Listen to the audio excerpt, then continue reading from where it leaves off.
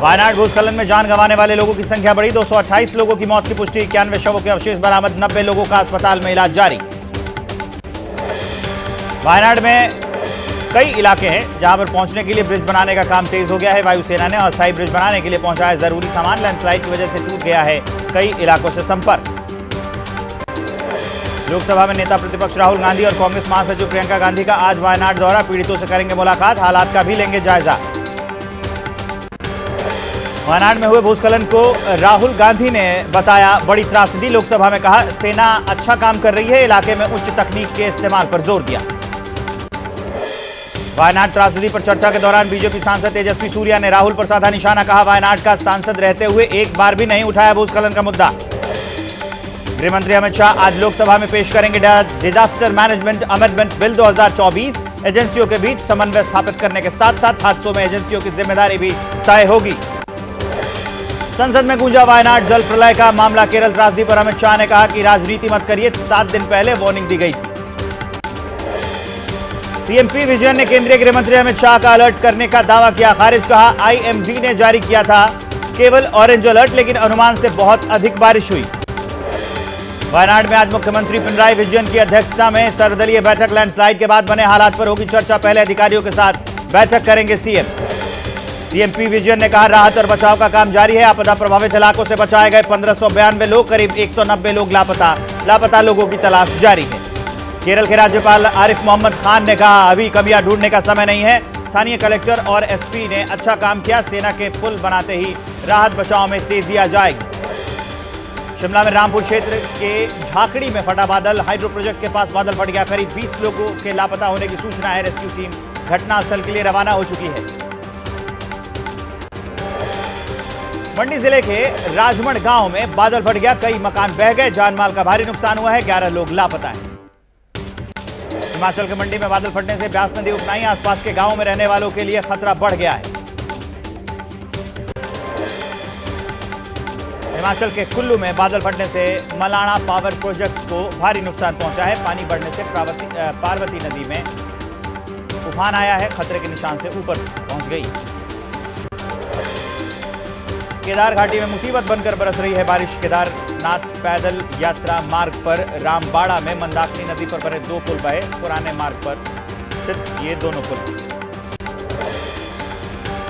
टिहरी में बादल फटने से तबाही, नौताड़ में बादल फटने से एक होटल बहा, मलबे में दबने से 2 लोगों की मौत, एक शख्स गंभीर रूप से घायल। हरिद्वार में नदी के बहाव में बह गया एक ट्रक, भारी बारिश की वजह से सूखी नदी में आया उफान, देखते ही देखते पानी के तेज बहाव में बह गया ट्रक। नैनीताल जिले में तेज बारिश का कहर, काला ढूंगी में बरसाती नाले के बहाव में बह गई कार, गनीमत रही कि कार सवार किसी तरह से बच गए, नाले को पार करते समय यह हादसा हुआ। उत्तराखंड के 3 जिलों में आज स्कूल बंद, देहरादून, टिहरी और नैनीताल जिले में स्कूल बंद है। भारी बारिश को देखते हुए जिला प्रशासन की ओर से यह फैसला लिया गया।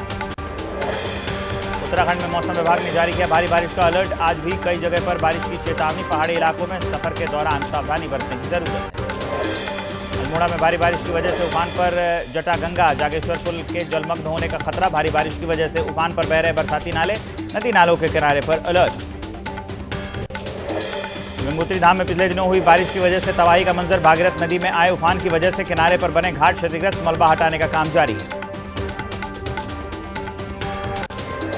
बारिश से बिगड़े हालात को लेकर उत्तराखंड के सीएम पुष्कर सिंह धामी ने फोन पर बातचीत की, सचिव आपदा प्रबंधन से देर रात फोन पर बातचीत की, प्रभावित क्षेत्रों में चल रहे राहत बचाव काम की जानकारी भी ली। दिल्ली में कल रात हुई बारिश से सब्जी मंडी इलाके में एक मकान गिर गया, झमाझम बारिश के बीच हादसा हुआ, सब्जी मंडी में भरभरा कर गिरी इमारत, जानकारी के बाद मौके पर रेस्क्यू टीम पहुंची।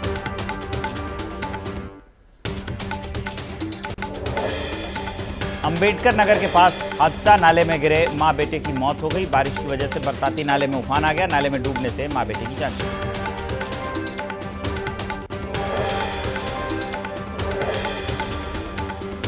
गुरुग्राम में मुसीबत बनी, बुधवार की हुई बारिश, सड़क पर जलभराव में तैरती नजर आई एक कार, भारी बारिश की वजह से हालात बिगड़े।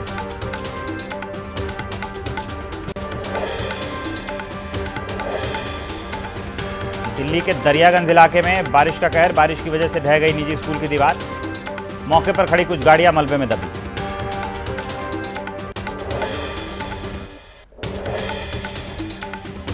दिल्ली एनसीआर में हुई तेज बारिश के कारण बड़ी आम लोगों की मुसीबत। ग्रीन पार्क इलाके में पाइपलाइन टूटने से सड़क में बना बहुत बड़ा गड्ढा, लोगों को आवाजाही में परेशानी। गाजियाबाद में भारी बारिश की वजह से होर्डिंग गिर गई, एक शख्स की मौत हो गई। हादसे में जानकारी के बाद मौके पर पहुंची पुलिस।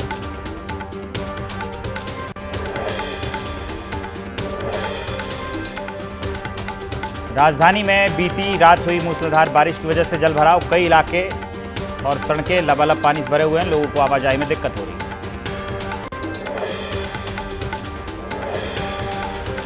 दिल्ली में भारी बारिश की वजह से जनजीवन प्रभावित है। सड़कों पर पानी भर जाने की वजह से काफी देर तक ट्रैफिक की रफ्तार रुकी रही, रेंग रेंग कर चलती नजर आई गाड़ियां।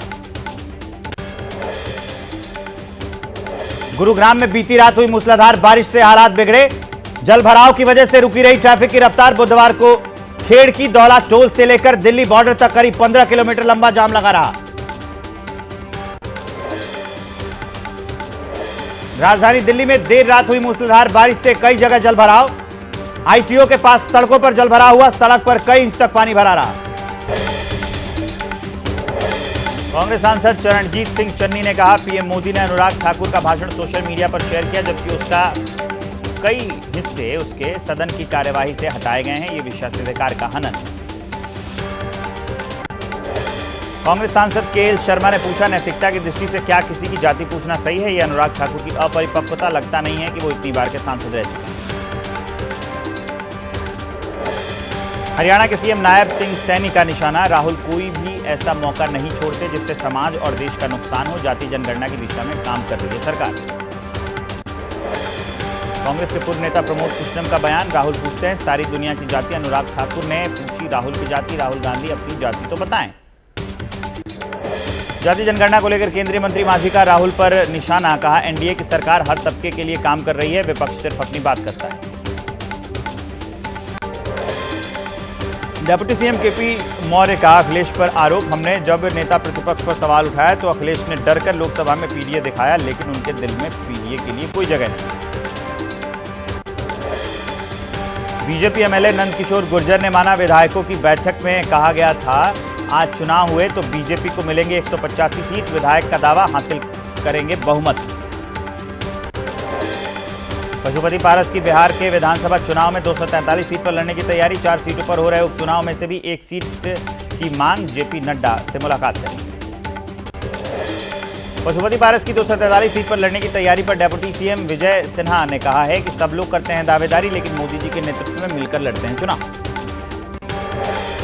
झारखंड के पूर्व मुख्यमंत्री चंपई सोरेन ने कहा, घोषणा पत्र में किया वादा करेंगे पूरा, विपक्ष अगर छोटी छोटी बातों पर करेगा हंगामा तो चल नहीं पाएगा सदन।